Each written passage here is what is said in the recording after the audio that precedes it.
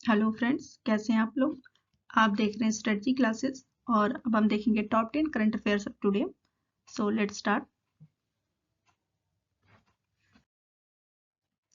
Okay, तो कल भी हमने ये डिस्कस किया था कि जयपुर में हो रहा है 12th regional 3R and circular economy forum.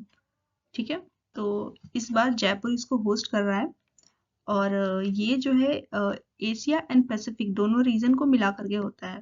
ठीक है, तो ये फाइनली कंक्लूड हो गया है और इसके साथ जयपुर डिक्लेरेशन जो है ये रिलीज हुआ है। ठीक है, क्योंकि ये जयपुर में हुआ था। अच्छा, इसका एम क्या था? ये है to promote circular economy practices. अच्छा, ये बार बार नाम आ रहा है सर्कुलर इकोनॉमी, तो इसका मतलब क्या है? तो सर्कुलर इकोनॉमी इज लाइक ये जो 3R है इसी को डिनोट करता है, लाइक रिसाइकिल कीजिए, रीयूज कीजिए और चीजों को तब तक ना फेंकिए जब तक उनका यूज किया जा सकता है। ठीक है, तो this is basically circular economy. Okay, इसके साथ इसमें C3 का भी कॉन्सेप्ट है। ये किसको सिग्निफाई करता है? तो ये है फॉर सिटीज कोalition फॉर सर्कुलरिटी। तो ये सिटी लेवल पे भी सर्कुलरिटी की बात कर रहा है, फिर ग्लोबल लेवल पे भी चीजों की सर्कुलरिटी की बात कर रहा है ताकि सस्टेनेबल डेवलपमेंट हो सके। Okay, and it's a multi stakeholder global alliance. ठीक है, और अगेन फिर सर्कुलर इकोनॉमी की बात हो रही है। 3R प्रिंसिपल जैसा हमने बताया कि रिड्यूस, रीयूज एंड रिसाइकल। ठीक है, और पीएम मोदी ने इस पे एक P3 अप्रोच भी दिया है जिसका फुल फॉर्म है प्रो प्लेनेट पीपल। ठीक है, तो प्लेनेट को पीपल के लिए बनाना है। ठीक है, okay, I hope this thing is clear. अच्छा, इससे पहले 2018 में इंडिया ने होस्ट किया था ये regional 3R and circular economy forum को। ठीक है, वो हुआ था इंदौर में। और एक बार इसका थीम भी देख लेते हैं, तो वो है realising circular societies toward achieving SDGs and carbon neutrality in Asia Pacific. ठीक है, तो ये इसका थीम रहा है। ओके, नेक्स्ट देखते हैं। ओके, तो वर्ल्ड सर्कुलर इकोनॉमी फोरम, जिसको शॉर्ट में बोलते हैं WCEF 2026, ये जो है इंडिया होस्ट करेगा। ठीक है, 2026 वाला इंडिया होस्ट करेगा, 2025 वाला ब्राजील में हो रहा है। ठीक है, और इसमें फोकस किया जाएगा driving circular economy on global scale. ठीक है भाई, circular economy again 3R principle, reduce, sorry, reuse, repair and recycle. ठीक है, ओके, नेक्स्ट देखते हैं। ओके, तो DRDO ने एक integrated life support system launch किया है, ILSS इसको शॉर्ट में बोलते हैं। तो ये जो है तेजस एयरक्राफ्ट के लिए है और फाइनली इसका जो है हाई एल्टीट्यूड पे इसकी परीक्षण किया गया है कि ये यूजेबल है कि नहीं है। तो ये एक्चुअल में है क्या? तो ये जो है OBOGS, तो इसको बोलते हैं on board oxygen generating system.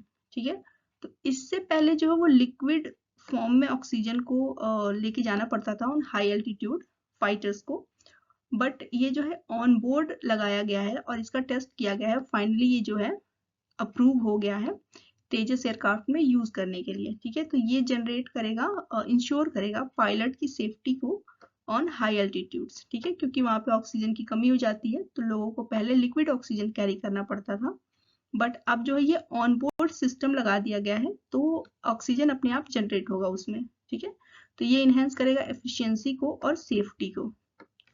ठीक है, नेक्स्ट न्यूज देखते हैं। ओके, तो ऑस्ट्रेलिया के, ऑस्ट्रेलिया नहीं, इट्स ऑस्ट्रिया, ऑस्ट्रिया जो कि यूरोप में है, तो वहां पे न्यू फेडरल चांसलर बने हैं जिनका नाम है क्रिस्टीन स्टॉकर। ठीक है, क्रिस्टीन स्टॉकर, और इनको पीएम मोदी ने कंग्रेचुलेट किया है। ठीक है, तो इनका नाम याद रखिएगा कि समटाइम एग्जाम में पूछते हैं कि ऑस्ट्रिया के नए चांसलर कौन है, तो इनका नाम ध्यान रखना है। नेक्स्ट देखते हैं। ओके, तो ICO जिसको बोलते हैं इंफॉर्मेशन कमिश्नर ऑफिस। ठीक है, तो ब्रिटेन का जो ICO है उसने इन्वेस्टिगेशन लॉन्च किया है 3 सोशल मीडिया प्लेटफॉर्म्स के अगेंस्ट, ठीक है। वो कौन कौन से हैं? वो है टिकटॉक, रेडिट और इमजूर, ठीक है। तो इन तीनों पे कुछ चाइल्ड प्राइवेसी के अगेंस्ट में इन्वेस्टिगेशन लॉन्च हुआ है। ओके, नेक्स्ट देखते हैं। अचांता शरत कमल, ये जो टेबल टेनिस प्लेयर हैं, इन्होंने रिटायरमेंट जो है वो ले लिया है। ये 5 टाइम ओलंपियंस रहे हैं और इसके अलावा इन्होंने काफ़ी सारे मेडल्स जीते हैं। कॉमनवेल्थ में गोल्ड मेडल भी जीता था इन्होंने, ठीक है। तो इन्होंने रिटायरमेंट अनाउंस किया है टेबल टेनिस से। शरत कमल, इनका नाम ध्यान रखिएगा। ओके, अगेन स्टीव स्मिथ ने भी रिटायरमेंट अनाउंस किया है ओडीआई से, ठीक है। तो जो चैंपियंस ट्रॉफी की सेमीफाइनल में इंडिया और ऑस्ट्रेलिया ने खेला था, उसमें ऑस्ट्रेलिया हार गई थी। उसके बाद इन्होंने अपना रिटायरमेंट जो है वो अनाउंस कर दिया है, ठीक है। तो नेक्स्ट अगेन क्रिकेट से है सलमान आगा। इनको T20 कैप्टन बनाया गया है पाकिस्तान के। पाकिस्तानी जो T20 टीम है उसके कैप्टन है सलमान आगा, न्यू अपॉइंटमेंट है। और मोहम्मद रिजवान जो है वो ओडीआई को लीड करते रहेंगे। ओके, तो 5th खेलो इंडिया विंटर गेम्स जो कि 2 पार्ट में हो रहा है।